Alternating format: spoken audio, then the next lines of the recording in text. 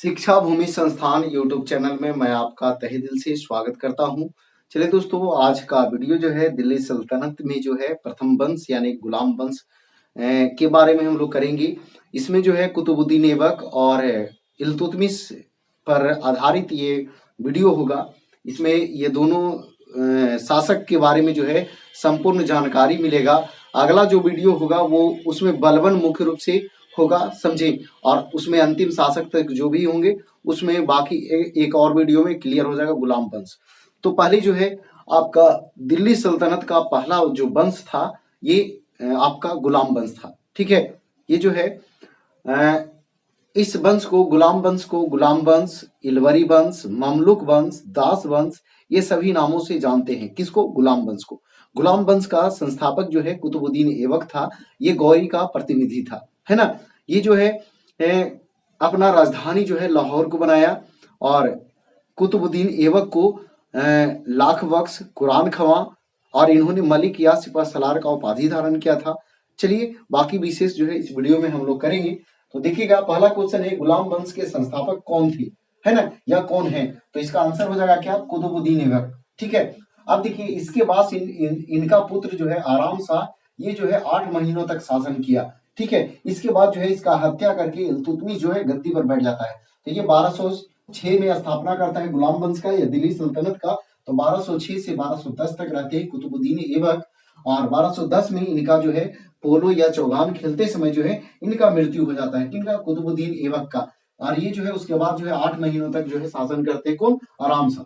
इसका हत्या करके वो इल्तुतमिश जो है गद्दी पर बैठ जाता है और ये 1210 से 1236 तक ये शासन करता है। कौन? इल्तुतमिश। ठीक है। इल्तुतमिश जो है ये गुलाम वंश का वास्तविक संस्थापक इसको बोला जाता है। इसको गुलाम वंश का वास्तविक संस्थापक बोला था किसने? तो आरपी त्रिपाठी ने।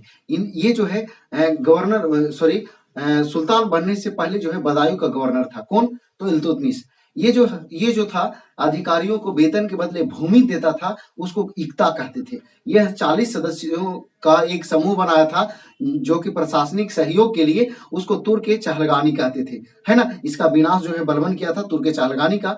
फिर जो है इन्होंने इन्हीं के समय जो है आपका चंगेज खां जो है यानी कि मंगोल आक्रमणकारी चंगेज खां जो है इसी के समय जो है आक्रमण किया था। वो जो है मध्य एशिया से यानी मध्य एशिया के आपका मंगोल से आए थे। कौन? चंगेज खां। इन्हीं के समय। तो क्वेश्चन पूछता है कि चंगेज खां के समय जो है या फिर चंगेज खां किन के समय जो है आक्रमण किया था? तो इल्तुतमिश के समय। इन्होंने सिक्का चलाया था, उसको टंका और जीतल कहते थे। टंका जो होता था वो चांदी का होता था और जीतल होता था वो तांबा का होता था। एक टंका बराबर 48 जीतल होता था। ठीक है। चलिए आगे बढ़ते हैं। इल्तुतमिश के बारे में जो है कुछ जानकारी आपको मिल गया होगा। अब देखिए इनका जो है 1236 से 1240 तक ये रहते हैं। 1210 से 1236 तक ये रहते हैं और 1236 से 1240 तक जो है रजिया सुल्तान रहते हैं। ठीक है। रजिया सुल्तान जो है इल्तुतमिश की पुत्री है और ये जो है मध्यकालीन इतिहास में शासन करने वाली प्रथम महिला मुस्लिम शासिका थी। कौन? रजिया सुल्तान। इनका जो है विवाह हुआ था अल्तुनिया से और इनको फिर जो है मरवा दिया गया था। इनका भाई जो है बहराम शाह जो है डाकुओं के द्वारा हरियाणा के कैथल नामक स्थान पे जो है इनको हत्या करवा देते हैं। किनको? तो रजिया सुल्तान को। अब देखिए इसके बाद जो है एक ऑप्शन है नासिरुद्दीन महमूद। ये जो था यानी कि बलबन से पहले ये शासक था, है ना। ये जो है बलबन अपना पुत्री का विवाह जो है नासिरुद्दीन महमूद से करता है और ये जो है एक क्वेश्चन इनके बारे में प्रमुख है क्या कि वह शासक कौन था जो अपना जीवन निर्वाह करता था टोपी सी करके? तो वो था नासिरुद्दीन महमूद। ठीक है। आगे आते हैं। अगला क्वेश्चन है ऐबक का शाब्दिक अर्थ क्या होता है? ऐबक का शाब्दिक अर्थ क्या होता है? लाख बख्श या कुरान खवा या फिर जो है मलिक या सिपह सलार या चंद्रमा का स्वामी या आमिर या आखुर। तो इसको जो है ऐबक का शाब्दिक अर्थ होता है चंद्रमा का स्वामी। ठीक है। इनको जो है लाख में दान करते थे, इसी लाखों में दान करते थे इसको ऐबक, इसीलिए इनको लाख बख्श कहते थे। यह जो है बचपने से कुरान जो है बहुत मधुर आवाज में पढ़ते थे, इसीलिए जो है इनको कुरान खवा भी कहते हैं। मलिक और सिपह सलार का जो है ये उपाधि धारण किए थे। कौन? तो कुतुबुद्दीन ऐबक। आमिर ए आखुर जो है एक पद दिया था मोहम्मद गौरी ने। किसको? तो कुतुबुद्दीन ऐबक को। आगे देखिए मिनहाज ने ये एक विद्वान है मिनहाज, ने हातिम ताई द्वितीय की का संज्ञा किसे दिया? तो ऑप्शन है ऐबक, इल्तुतमिश, आरपी त्रिपाठी, कुतुबुद्दीन बख्तियार काकी या तुर्क के चहलगामी। ध्यान दीजिए, तो ये हातिम ताई द्वितीय का संज्ञा जो है ये कुतुबुद्दीन ऐबक को दिया था। कौन? मिनहाज ने। अब देखिए इल्तुतमिश के बारे में बता चुके हैं, आरपी त्रिपाठी ये वही व्यक्ति था जिन्होंने इल्तुतमिश को गुलाम वंश का वास्तविक संस्थापक बताया था।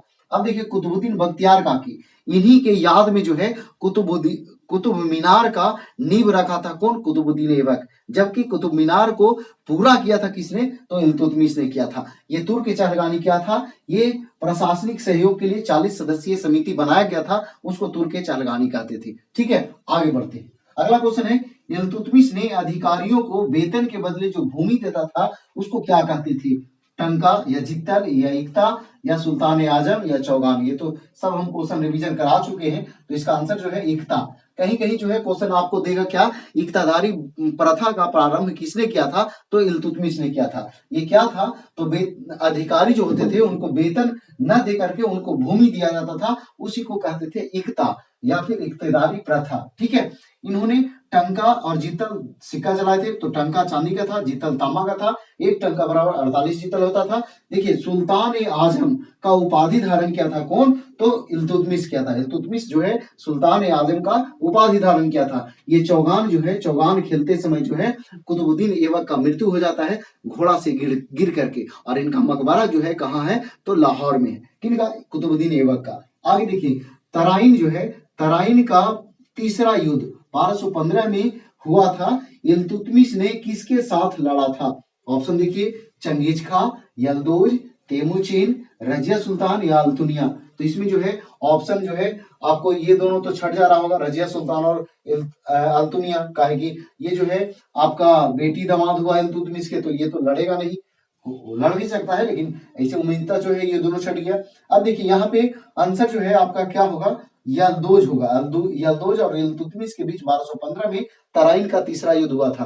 तराइन का पहला युद्ध 1191 में हुआ था, तराइन का दूसरा युद्ध 1192 में हुआ था। ये दोनों जो युद्ध हुआ था वो किसके किसके बीच हुआ था, ये कमेंट बॉक्स में बताना है आपको। ठीक है, आगे देखिए चंगेज खां, ये जो था मंगोल आक्रमणकारी था, ये आया था इल्तुतमिश के समय। इन्हीं का मूल नाम था तेमुचिन। ये जो है चंगेज खां जो है स्वयं को ईश्वर का अभिशाप कहता था, ईश्वर का अभिशाप कहता था। कौन? तो चंगेज खां। अब जो है राजिया सुल्तान, तो हम आपको बता चुके हैं इल्तुतमिश की पुत्री थी, और ये जो है मध्यकालीन इतिहास में शासन करने वाली प्रथम महिला शासिका थी। कौन? रजिया सुल्तान। ये जो है इनका विवाह हुआ था अल्तुनिया से, इनके पति का नाम था अल्तुनिया। ठीक है, तो ये सब प्रश्न जो है आपका गुलाम वंश से संबंधित था। इसमें जो है एक वीडियो हम और देंगे बलवन से संबंधित रहेगा, उसमें बलवन पर आधारित इंपॉर्टेंट जो भी प्रश्न होगा सभी को रिवीजन करना चाहेंगे। तो चलिए एक बार फिर से देख लीजिए। तो गुलाम वंश के संस्थापक कौन? कुतुबुद्दीन ऐबक, है ना। ऐबक का शाब्दिक अर्थ क्या होता है? तो चंद्रमा का स्वामी। मिनहाज ने हातिम ताई द्वितीय की संज्ञा जो है किसको दिया था?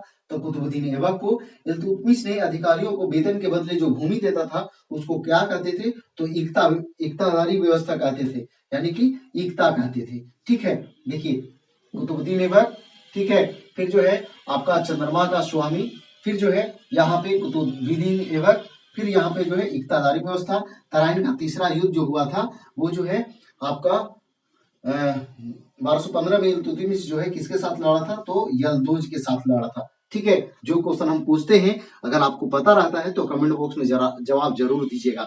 ठीक है, देखिए दोस्तों हमारा प्रयास यही रह रहा है कि आपका रिवीजन हो जाए, हिस्ट्री से जो भी प्रश्न आपको एग्जाम में आए वो छूटे नहीं। ऐसे जिसमें जिस जो क्वेश्चन आता है ये आर्ट्स पेपर हिस्ट्री से जिस एग्जाम में क्वेश्चन आता है उनके लिए जो है बेहतर है रिवीजन के लिए, खास करके फोर्स के लिए। ठीक है, तो देखिएगा हमारा प्रयास यही रहेगा कि जब तक एग्जाम ना हो, जब तक ये सीरीज जारी रहे, कम से कम जो भी एग्जाम आगे होगा इनके बाद भी और भी मध्य क्षेत्र चाहे बिहार पुलिस जो भी होगा वो सबसे जो है आपका प्रश्न इससे बनेगा उसमें। ठीक है, तो चलिए अगर वीडियो पसंद आया तो वीडियो को लाइक कीजिए, दोस्तों को शेयर कीजिए। तो आज इतना ही। जय हिंद, जय भारत, वंदे मातरम।